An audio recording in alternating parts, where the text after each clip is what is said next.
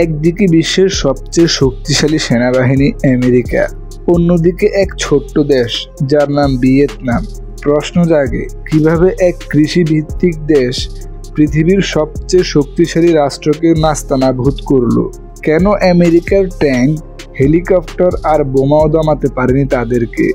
এক যুদ্ধ কি ছিল কেবল অস্ত্রের, নাকি মানুষের আত্মার? আজকে আমরা এই ডকুমেন্টারিতে খুঁজে বের করার চেষ্টা করব ভিয়েতনামের যুদ্ধের আসল ইতিহাস, তার ট্র্যাজেডি আর এক জাতির অবিশ্বাস্য পুনর্জন্মের কাহিনী। দ্বিতীয় বিশ্বযুদ্ধের পর বিশ্ব ভাগ হয়ে গেল দুভাগে। এক পাশে আমেরিকা ও তার পুঁজিবাদী মিত্ররা, অন্য পাশে সোভিয়েত ইউনিয়ন ও সমাজতান্ত্রিক ব্লক। এই ঠান্ডা যুদ্ধের মাঝেই জন্ম নিল এক নতুন সংঘাত, ভিয়েতনাম। শতাব্দীর পর শতাব্দী ফার্সি ঔপনিবেশিক শাসনে জর্জরিত ছিল এই দেশটি। 1945 সালে হো চি মিন নেতৃত্ব দিলেন স্বাধীনতার আন্দোলনের। তার কণ্ঠের প্রতিধ্বনি হলো এক অগ্নিবাণী, আমরা স্বাধীন হবই। ফার্সি হোক বা আমেরিকা হোক, কোনো শক্তি আমাদের দমাতে পারবে না। কিন্তু ইতিহাসের চাকা তখন থেমে থাকেনি। ফার্সিরা বিদায় নিলেও তাদের জায়গায় আসলো নতুন দখলদার আমেরিকা। কারণ একটাই, কমিউনিজমের ভয়। আমেরিকা ভাবলো, যদি ভিয়েতনাম কমিউনিটিজ হয় তাহলে সারা এশিয়ায় ডোমিক এক্সপেক্ট তৈরি হবে। এক এক করে সব দেশ লাল পতাকার নিচে চলে যাবে। তাই স্বাধীনতা রক্ষার নামে শুরু হলো হস্তক্ষেপ। 1955 সালে দেশটি বিভক্ত হলো। উত্তর ভিয়েতনাম হো চি মিনের নেতৃত্বে কমিউনিস্ট, আর দক্ষিণ ভিয়েতনাম আমেরিকার পুতুল সরকার। প্রথমে আমেরিকা পাঠালো সামরিক উপদেষ্টা, তারপর ধীরে ধীরে সৈন্য, বোমার বিমান, হেলিকপ্টার আর নেপাক্কাম। 1964 সালে টনিক উপসাগরের ঘটনা ছিল মোড় ঘোরানোর মুহূর্ত। আমেরিকা দাবি করল ভিয়েতনামি নৌবাহিনী তাদের জাহাজে আক্রমণ করেছে। এই অজুহাতে প্রেসিডেন্ট লিন্ডন জনসন ঘোষণা করলেন পূর্ণাঙ্গ যুদ্ধ।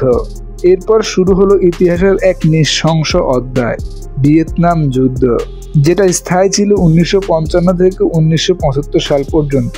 আমেরিকার হাতে ছিল আধুনিক অস্ত্র, কিন্তু ভিয়েতনামীদের মনে ছিল অদম্য মনোবল। ঘন জঙ্গলে, গুহায়, নদীর ধারে ভিয়েতনামী যোদ্ধারা বানালো কুচি টানেল, 10-20 এমনকি 40 কিলোমিটার লম্বা গোপন সুড়ঙ্গ পথ, যেখান থেকেই তারা পরিচালনা করত গেরিলা হামলা। আমেরিকা নামালো তাদের বিখ্যাত সৈন্য ইউনিট, এয়ারফোর্স, তবুও বন জঙ্গল দখল করতে পারেনি। কারণ ভিয়েতনামের প্রতিটি গাছ, প্রতিটি পাথর যেন এক যোদ্ধা। এক সাংবাদিক লিখেছেন, আমেরিকা যুদ্ধ করেছে দেহ দিয়ে, কিন্তু ভিয়েতনাম যুদ্ধ করেছে তাদের আত্মা দিয়ে। আমেরিকা বোমা ফেলেছে এত পরিমাণে যে এশিয়ার আকাশ ভরে গিয়েছিল আগুনের আলোয়, কিন্তু সেই আগুনেও টিকে গিয়েছিল ভিয়েতনামি জাতি। কিছু বোমার আঘাতে পুড়ে গিয়েছিল হাজারো শিশু। এজেন্ট অরেঞ্জ নামে রাসায়নিক ছেটানো হয়েছিল ফসলের জমিতে, যা পরবর্তী প্রজন্মের শিশুদের জন্মগত বিকলাঙ্গ করে দেয়। মাইলাই হত্যাকাণ্ড ইতিহাসের এক ভয়াবহ অধ্যায়। 1968 সালে আমেরিকান সৈন্যরা এক গ্রামে প্রবেশ করে। নিরস্ত্র নারী, শিশু, বৃদ্ধ এই সব মিলিয়ে প্রায় 500 মানুষকে তারা সে সময় হত্যা করে।